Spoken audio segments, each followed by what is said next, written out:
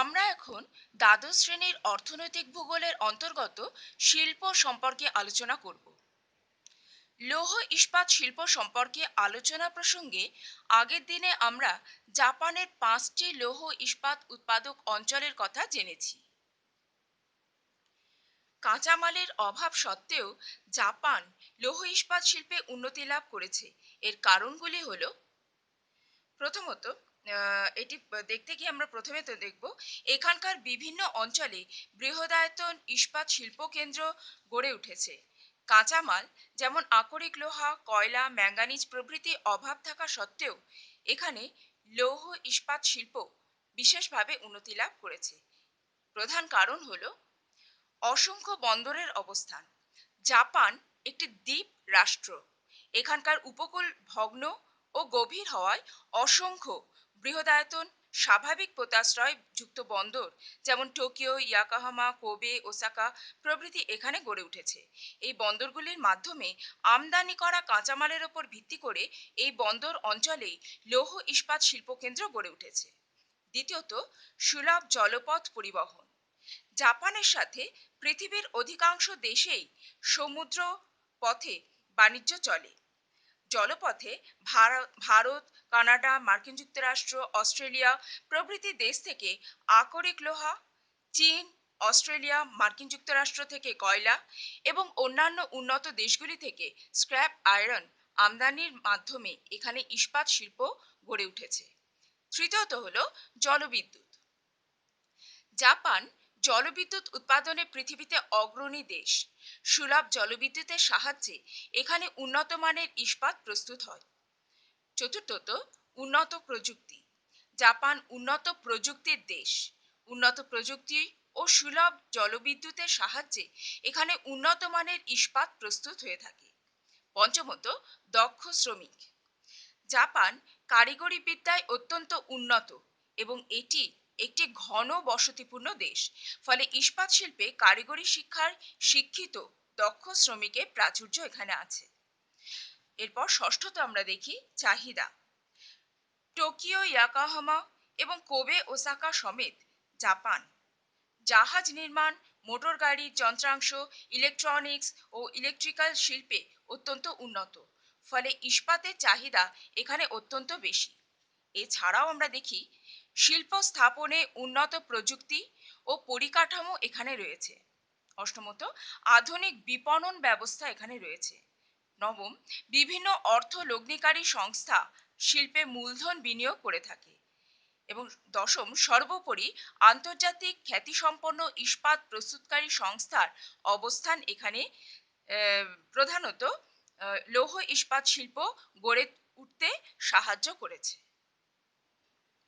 প্রধানত পৃথিবীর অন্যতম লৌহ ইস্পাত শিল্পে উন্নত দেশ জাপান সম্পর্কে আলোচনা করার পর আমরা ভারতের লৌহ ইস্পাত শিল্প সম্পর্কে এখন আলোচনা করব।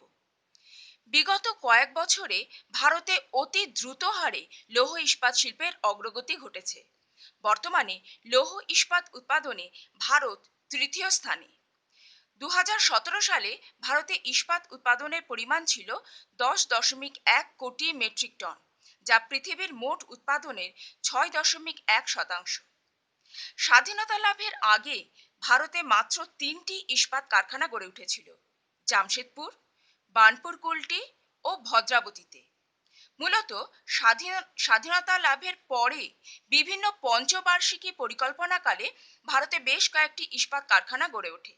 তবে এই শিল্পে প্রকৃত উন্নতি শুরু হয় দ্বিতীয় পঞ্চবার্ষিকী পরিকল্পনার পর থেকে। দ্বিতীয় পঞ্চবার্ষিকী পরিকল্পনাকালে সরকারি উদ্যোগে দুর্গাপুর, রাউরকেল্লা ও ভিলাইতে এই 3টি বৃহদায়তন শিল্প কেন্দ্র গড়ে তোলা হয়।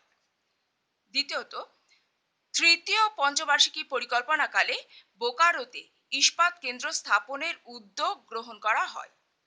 এরপর চতুর্থ পঞ্চবার্ষিকী পরিকল্পনায় সালেম, বিজয়নগর ও বালাচেরুভুতে ইস্পাত কেন্দ্র স্থাপনের পদক্ষেপ গ্রহণ করা হয়। এই সময় থেকে বোকারো ইস্পাত কেন্দ্রে উৎপাদন শুরু হয়। এরপর অষ্টম পরিকল্পনায় ভারত সরকার নূতন শিল্পনীতি ঘোষণা করার ফলে বেসরকারি উদ্যোগে বিভিন্ন ধরনের ইস্পাত কেন্দ্র গড়ে ওঠার প্রবণতা দেখা দেয়। এই সময় থেকে বিজয়নগর ইস্পাত কেন্দ্রের উৎপাদন শুরু হয়। নবম ও দশম পরিকল্পনায় লৌহ ইস্পাত কেন্দ্র স্থাপনে বেসরকারি উদ্যোগকে গুরুত্ব দেওয়া হয়। এখন আমরা দেখব ভারতের প্রধান প্রধান কিছু ইস্পাত কেন্দ্রগুলি সম্পর্কে। প্রথম, tata iron and steel company. 1907 সালে জামশেদজি টাটার উদ্যোগে ঝাড়খণ্ডের জামশেদপুরের সুবর্ণরেখা ও খড়কাই নদীর মিলনস্থলে লৌহ আকরিক ও কয়লা খনির মধ্যবর্তী অংশে এই লৌহ ইস্পাত শিল্প কারখানাটি গড়ে ওঠে। এই কারখানা গড়ে ওঠার কারণগুলি হল, প্রথমত, লৌহ আকরিকের সান্নিধ্য। প্রয়োজনীয় লৌহ আকরিক আসে উড়িষ্যার গরুমহিষানি, বাদাম পাহাড়, সুলাইপাত, বোনাই, ময়ূরভঞ্জ এবং ঝাড়খণ্ডের সিংভূমের লৌহ খনি থেকে। দ্বিতীয়ত, কয়লার যোগান। এই শিল্পকেন্দ্রে 177 কিলোমিটারের মধ্যে অবস্থিত রানীগঞ্জ ও ঝরিয়া কয়লা খনি থেকে কয়লা যোগান দেওয়া হয়। তৃতীয়ত, চুনাপাথর ও ম্যাঙ্গানিজের যোগান। 175 কিলোমিটার দূরে অবস্থিত উড়িষ্যার সুন্দরগড় জেলার গাংপুর ও বীরমিত্রপুর ও উড়িষ্যার হাতাবাড়ি থেকে প্রয়োজনীয় ম্যাঙ্গানিজ ও চুনাপাথর পাওয়া যায়।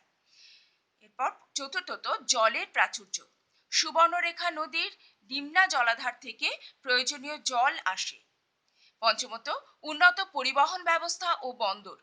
দক্ষিণ পূর্ব রেলপথ ও সড়ক পথের মাধ্যমে ভারতে বিভিন্ন অংশের সাথে যুক্ত থাকায় পণ্যের আদান প্রদান ও শ্রমিকদের যাতায়াতের কোনো অসুবিধা এখানে হয় না। তাছাড়াও নিকটে অবস্থিত কলকাতা, হলদিয়া ও পারাদ্বীপ বন্দরের মাধ্যমে বহির্বিশ্বের সঙ্গে বাণিজ্যেরও সুযোগ এখানে রয়েছে। দ্বিতীয়ত আমরা পড়ব দুর্গাপুর স্টিল প্ল্যান্ট। ভারত সরকারের উদ্যোগে এবং ব্রিটিশ সরকারের সহায়তায় কলকাতা থেকে 192 কিলোমিটার দূরে উত্তর পশ্চিম বর্ধমান জেলার দুর্গাপুরে এই ইস্পাত কারখানাটি গড়ে ওঠে। এই ইস্পাত কারখানাটি গড়ে ওঠার কারণগুলি হল, প্রথমত, আকরিক লোহা। উড়িষ্যার গরুমহিষানি, বোলানি, ময়ূরভঞ্জ এবং ঝাড়খণ্ডের সিংভূম অঞ্চল থেকে প্রয়োজনীয় আকরিক লোহা পাওয়া যায়। দ্বিতীয়ত, কয়লা। ঝাড়খণ্ডের ঝরিয়া ও বরাকর, পশ্চিমবঙ্গের রানীগঞ্জ অঞ্চল থেকে প্রচুর কয়লার যোগান এখানে আসে। তৃতীয়ত, চুনাপাথর, ডলোমাইট ও ম্যাঙ্গানিজ। এই কেন্দ্রের জন্য উড়িষ্যার বীরমিত্রপুর থেকে চুনাপাথর, সুন্দরগড় থেকে ডলোমাইট ও উড়িষ্যার গাংপুর থেকে ম্যাঙ্গানিজ নিয়ে আসা হয়। চতুর্থত, জলের যোগান। দামোদর নদ ও দুর্গাপুর ব্যারেজ থেকে প্রয়োজনীয় জলের যোগান দেওয়া হয়। পঞ্চমত, বিদ্যুৎ শক্তি। দুর্গাপুরের তাপবিদ্যুৎ, এছাড়াও ডিভিসির অন্তর্গত জলবিদ্যুৎ কেন্দ্র থেকে প্রচুর বিদ্যুতের যোগান এখানে পাওয়া যায়। ষষ্ঠত, উন্নত পরিবহন ব্যবস্থা। পূর্ব রেলপথ এছাড়াও উন্নত সড়কপথ প্রভৃতির মাধ্যমে ইস্পাত কেন্দ্রের প্রয়োজনীয় পণ্য আমদানি ও রপ্তানির সুবিধা এখানে আছে। সপ্তমত, দক্ষ শ্রমিক। অত্যন্ত ঘন বসতিপূর্ণ অঞ্চল হওয়ায় এবং কয়েকটি কারিগরি শিক্ষা কেন্দ্রের এখানে থাকায় সুদক্ষ শ্রমিকের অভাব এখানে হয় না। এছাড়াও কলকাতা ও হলদিয়া বন্দরের নিকটে থাকায় এবং ইস্পাতের চাহিদা এখানে প্রচুর থাকায় এখানে ইস্পাত কেন্দ্র গড়ে উঠেছে। এই দুর্গাপুরকে ভারতের রুর বলা হয়।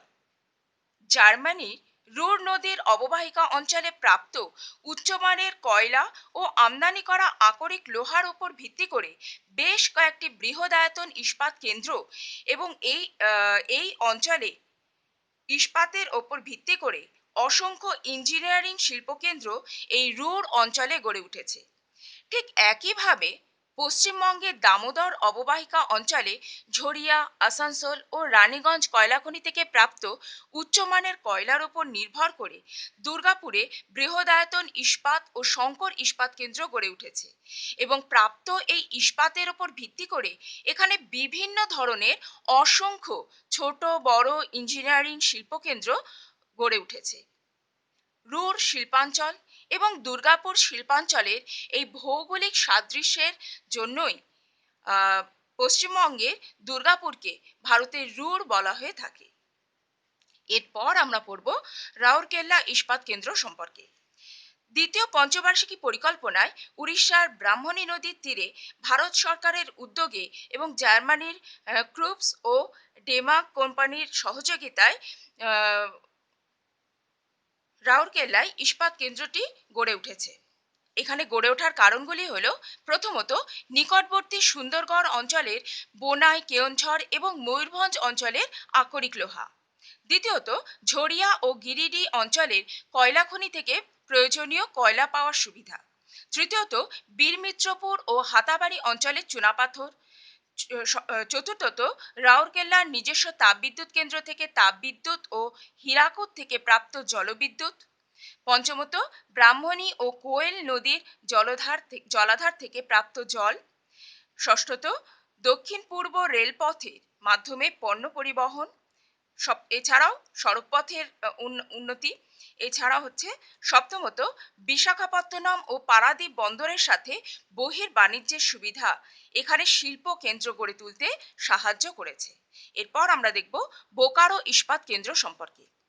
চতুর্থ পঞ্চবার্ষিকী পরিকল্পনায় ভারত সরকারের উদ্যোগে ও প্রাক্তন সোভিয়েত ইউনিয়নের সহায়তায় ঝাড়খণ্ডের দামোদর ও বোকারো নদীর সংযোগস্থলে বোকারো ইস্পাত কেন্দ্রটি গড়ে উঠেছে।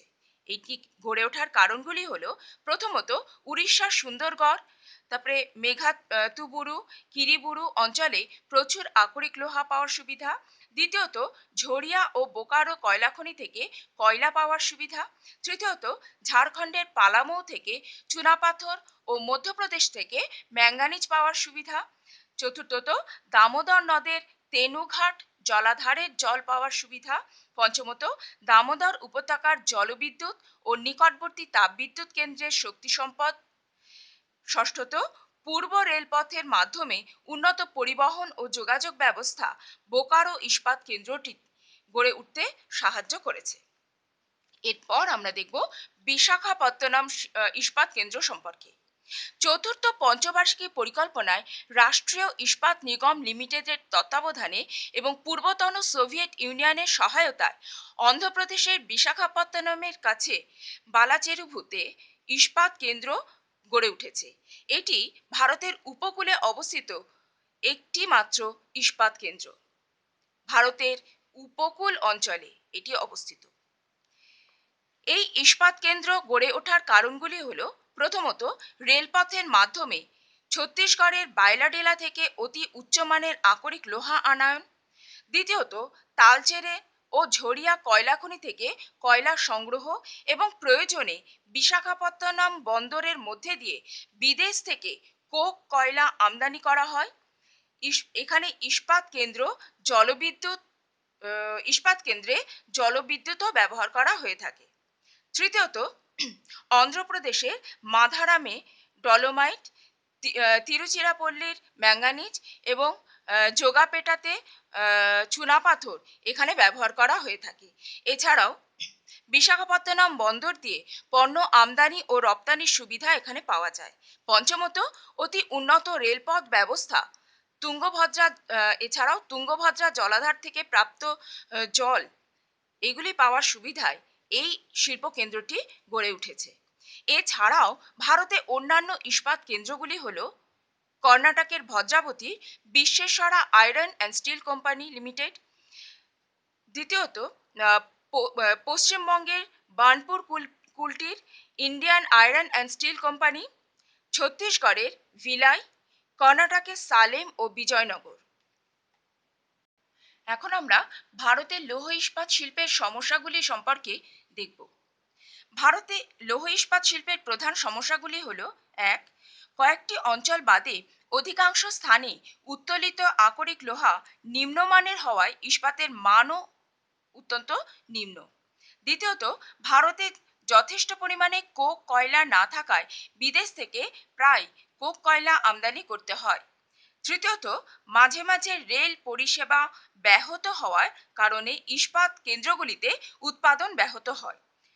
চতুর্থত ভারতে ইস্পাতের উৎপাদন ব্যয় অন্যান্য উন্নত দেশগুলির তুলনায় অত্যন্ত বেশি। পঞ্চমত ভারতে উৎপাদিত ইস্পাতের দাম নিম্নমানের হওয়ায় উচ্চমানের ইস্পাত বিদেশ থেকে আমদানি করতে হয়, যার ফলে প্রচুর বৈদেশিক মুদ্রা ব্যয় হয়। ষষ্ঠত, দেশের চাহিদার তুলনায় ইস্পাতের উৎপাদন বেশ কম। আমরা এখন পূর্ব ও মধ্য ভারতে অধিক সংখ্যায় লৌহ ইস্পাত শিল্পের কেন্দ্রীভবনের কারণগুলি সম্পর্কে আলোচনা করব। ভারতের অধিকাংশ লৌহ ইস্পাত শিল্প কেন্দ্র গড়ে উঠেছে পূর্ব ও মধ্য ভারতের ছোটনাগপুর মালভূমি অঞ্চলে। লৌহ ইস্পাত শিল্পটি একটি কাঁচামাল ভিত্তিক শিল্প। 1 টন ইস্পাত প্রস্তুত করতে প্রয়োজন 4 থেকে 5 টন কাঁচামালের। সুতরাং পরিবহন ব্যয় কমানোর জন্য কাঁচামাল উৎপাদক অঞ্চলে এই শিল্প গড়ে তোলার প্রবণতা দেখা যায়। পূর্ব ও মধ্য ভারতে যেহেতু প্রচুর পরিমাণে লৌহ ও ইস্পাত শিল্পের কাঁচামালের সঞ্চয় আছে, তাই অধিকাংশ ইস্পাত কেন্দ্রগুলি পূর্ব ও মধ্য ভারতে ছোটনাগপুর মালভূমি অঞ্চলের অন্তর্ভুক্ত, যাকে আমরা ভারতের খনিজ ভাণ্ডার বলে থাকি। এই ছোটনাগপুর মালভূমি অঞ্চলে গড়ে উঠেছে। প্রধানত ভারতের বিভিন্ন অঞ্চলে থেকে এই বিশেষভাবে সুবিধা পাওয়া যায়। যেমন প্রথমত, সিংভূম, ময়ূরভঞ্জ, বায়লাডিলার উচ্চমানের ম্যাগনেটাইট ও হেমাটাইট জাতীয় আকরিক লোহা পাওয়ার সুবিধা। দ্বিতীয়ত, ঝরিয়া, গিরিডি, বোকারোর কয়লা পাওয়ার সুবিধা। তৃতীয়ত, বীরমিত্রপুর, গাংপুর, সুন্দরগড়ের চুনাপাথর, ডলোমাইট, ম্যাঙ্গানিজ ইত্যাদি পাওয়ার সুবিধা। চতুর্থত, সাইমন, পাঞ্চেত, হীরাকুদ জলবিদ্যুৎ কেন্দ্রের এবং দুর্গাপুর, বোকারো প্রভৃতি তাপবিদ্যুৎ কেন্দ্র থেকে বিদ্যুৎ শক্তি পাওয়ার সুবিধা। পঞ্চমত, রেলপথ ও সড়কপথের বিস্তার। ষষ্ঠত, সুবর্ণরেখা, মহানদী, দামোদর ইত্যাদি নদ নদীর জলের যোগান। সপ্তমত, কলকাতা, পারাদ্বীপ, বিশাখাপত্তনম প্রভৃতি বন্দরের মাধ্যমে কাঁচামাল, যন্ত্রপাতি আমদানি এবং শিল্পজাত দ্রব্য রপ্তানির সুবিধা। অষ্টমত, কারিগরি শিক্ষায় শিক্ষিত শ্রমিকের প্রাচুর্য এখানে রয়েছে। এছাড়াও নবম, নিকটস্থ হাওড়া, হুগলি, রাঁচি, হাটিয়া প্রভৃতি ইঞ্জিনিয়ারিং শিল্পের জন্য ইস্পাতের ব্যাপক চাহিদা। এছাড়াও পূর্ব ও মধ্য ভারতে এই লৌহ ইস্পাত শিল্প কেন্দ্র গড়ে উঠতে সাহায্য করেছে। এখন আমরা দেখব পেট্রো রাসায়নিক শিল্প সম্পর্কে। খনিজ তেল, প্রাকৃতিক গ্যাস থেকে প্রাপ্ত উপজাত দ্রব্যের উপর ভিত্তি করে রাসায়নিক সংশ্লেষের মাধ্যমে অনুসারী শিল্পের কাঁচামাল ও নানান ভোগ্যপণ্য দ্রব্য উৎপাদন যে শিল্পে করা হয় তাকে পেট্রো রাসায়নিক শিল্প বলা হয়। গুরুত্বের বিচারে বর্তমানে পেট্রো রাসায়নিক শিল্পের স্থান একেবারে ওপরে। শিল্পজাত এইসব দ্রব্যের চাহিদা দ্রুত হারে বাড়ছে। সারা পৃথিবী জুড়ে অসংখ্য পেট্রো রাসায়নিক শিল্প কেন্দ্র বা পেট্রোকেমিক্যাল হাব গড়ে উঠেছে। এই শিল্পের ভবিষ্যৎ অতি উজ্জ্বল। বৈচিত্র্য, পরিমাণ, ব্যবহারিক গুরুত্বের বিচারে এই শিল্প দ্রুত হারে বেড়ে চলেছে বলে একে উদীয়মান শিল্প বা সানরাইজিং ইন্ডাস্ট্রি বলা হয়। পেট্রো রাসায়নিক শিল্পের কাঁচামাল। খনিজ তেল ও পেট্রোলিয়াম এবং প্রাকৃতিক গ্যাস পেট্রো রাসায়নিক শিল্পের প্রধান কাঁচামাল। খনিজ তেল শোধনে প্রাপ্ত উপজাত দ্রব্য এবং প্রাকৃতিক গ্যাস থেকে প্রাপ্ত naphtha, propylene, ethylene, methane, butane প্রভৃতি দ্রব্য এই শিল্পে কাঁচামাল রূপে ব্যবহৃত হয়। উৎপাদিত দ্রব্যসমূহ: কৃত্রিম তন্তু, প্লাস্টিক, সার ও কীটনাশক, কৃত্রিম রাবার, ডিটারজেন্ট, পলিথিন, বিস্ফোরক দ্রব্য, সুগন্ধি দ্রব্য, প্রসাধনী দ্রব্য প্রভৃতি। পেট্রো রাসায়নিক শিল্পের গুরুত্ব।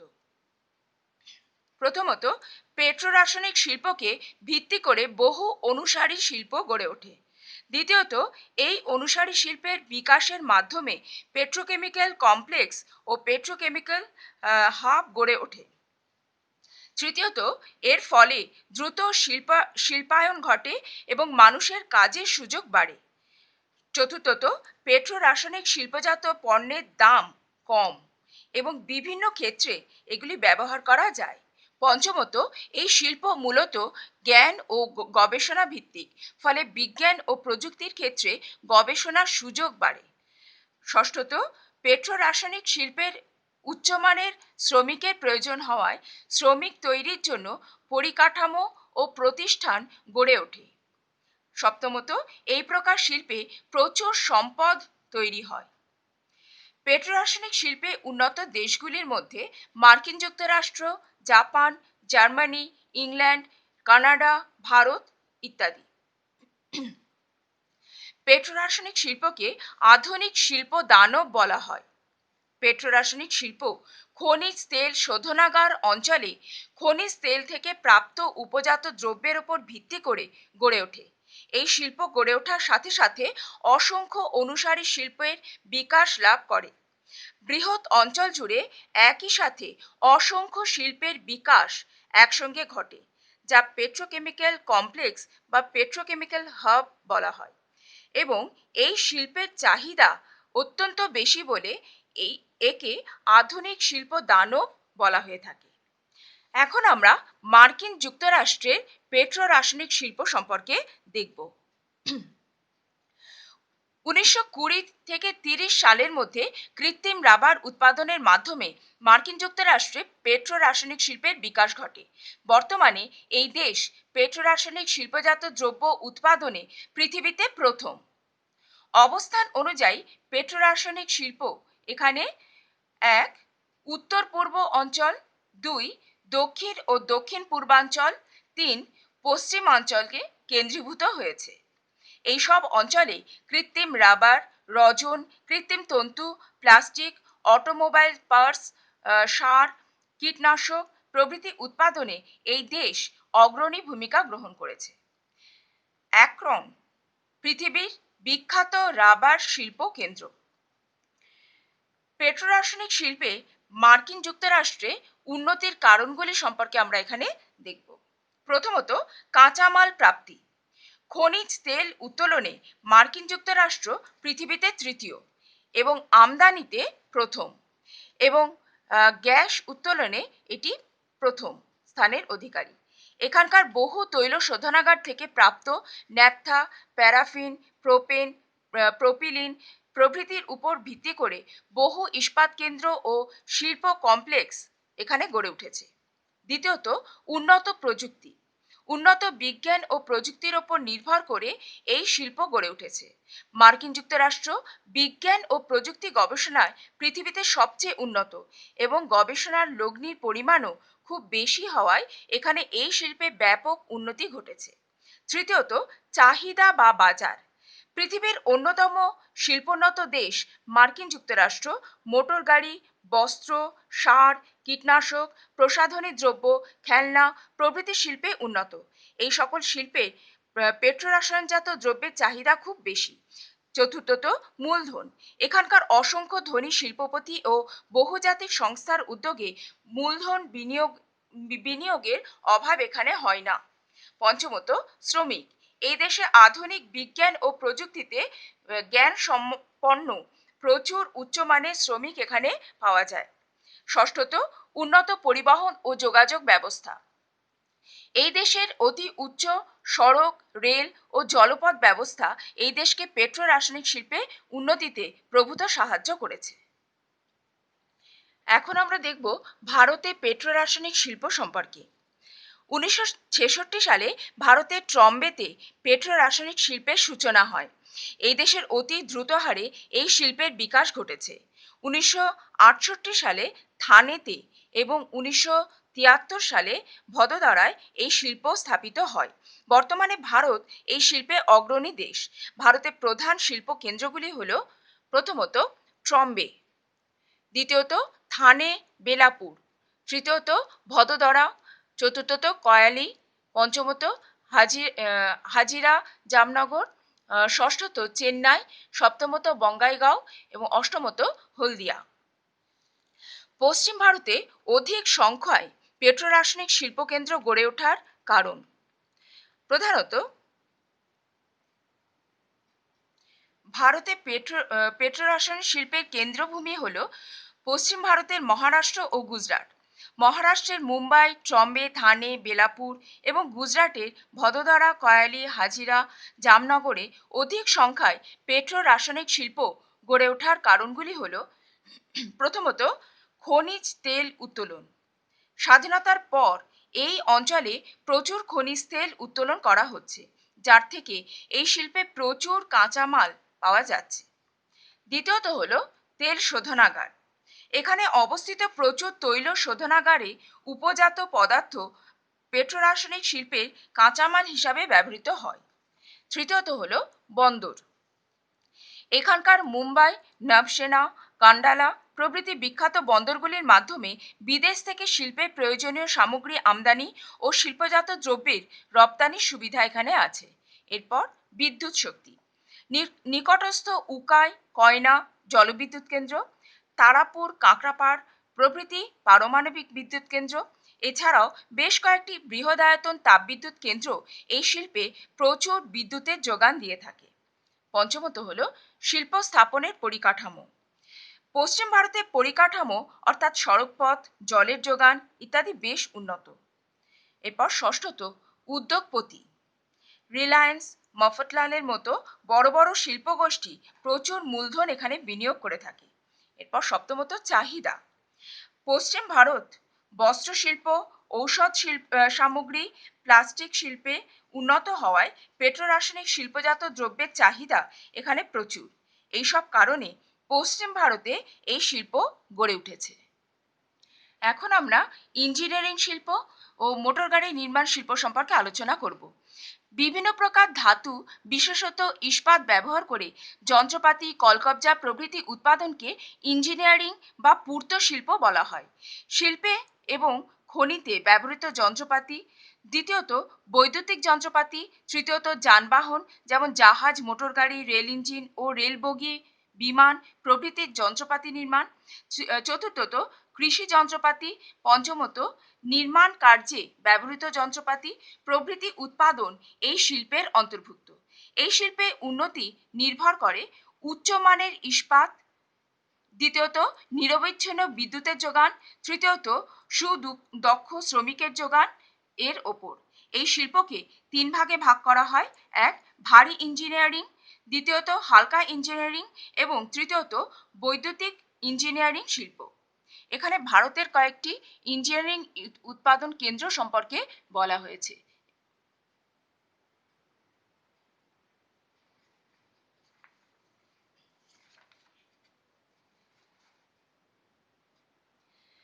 মোটর গাড়ি নির্মাণ শিল্প। যন্ত্রাংশ ও অন্যান্য উপকরণ যথা টায়ার, টিউব, ফোম, প্লাস্টিক ইত্যাদি ব্যবহার করে বিভিন্ন যানবাহন যেমন বাস, লরি, মোটরগাড়ি, অটোরিকশা, স্কুটার ইত্যাদি নির্মাণ করাকে অটোমোবাইল শিল্প বা মোটর গাড়ি নির্মাণ শিল্প বলে। ভারতে মোটর গাড়ি নির্মাণ শিল্প। বর্তমানে মোটর গাড়ি নির্মাণ শিল্প শিল্পে বিশ্বে ভারতের স্থান পঞ্চম স্থানে। ট্রাক্টর নির্মাণে প্রথম স্থানে, দ্বিচক্রযান নির্মাণে এটি দ্বিতীয় স্থানে এবং বাণিজ্যিক যান বাহন তৈরিতে এটি পঞ্চম স্থানের অধিকারী। ভারতে গুরগাঁও, পেরুবুদাম, মুম্বাই, নয়ডা, জামশেদপুর, তেলেগাঁও প্রভৃতি স্থানে মোটর গাড়ি নির্মাণ কেন্দ্র গড়ে উঠেছে। চেন্নাইকে ভারতের ডেট্রয়েট আখ্যা দেওয়া হয়।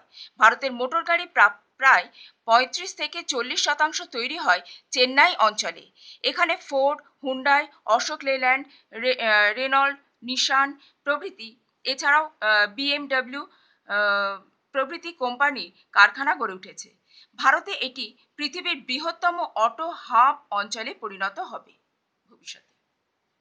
এখন আমরা দেখব মার্কিন যুক্তরাষ্ট্রের মোটর গাড়ি নির্মাণ শিল্প সম্পর্কে। 1890 সালে মার্কিন যুক্তরাষ্ট্রে মোটর গাড়ি নির্মাণ কেন্দ্র স্থাপিত হয়। বর্তমানে সকল প্রকার মোটর গাড়ি উৎপাদনে এই দেশ পৃথিবীতে দ্বিতীয়। 1920 সালে এখানে জেনারেল মোটরস, ফোর্ড, তারপরে যে ক্রিসলার এই তিনটি কোম্পানির গুরুত্বপূর্ণ সহযোগিতায় এই শিল্পের ব্যাপক উন্নতি ঘটে। 1950 সালের পর থেকে অন্যান্য মোটর গাড়ি কোম্পানি স্থাপিত হয়। 1980 সালের পর থেকে জার্মানি এবং জাপানের সহযোগিতায় এখানে বিশেষ করে মোটর গাড়ি শিল্প প্রাধান্য লাভ করে। প্রধানত এখানে বিভিন্ন জায়গায় মোটর গাড়ি শিল্প গড়ে উঠেছে। প্রধানত আমরা দেখছি মিচিগানের ডেট্রয়েট শহরকে মোটর গাড়ির শহর বা মোটর টাউন বলা হয়ে থাকে। এই শিল্পের উন্নতির কারণগুলি আমরা এখানে দেখছি চাহিদা এখানে অনেক বেশি, উন্নত সড়কপথ, প্রযুক্তি উন্নত, শিল্পনীতি বিশেষ, এছাড়া প্রচুর হাব তৈরি হয়েছে, যার ফলে এখানে উন্নতি ঘটেছে।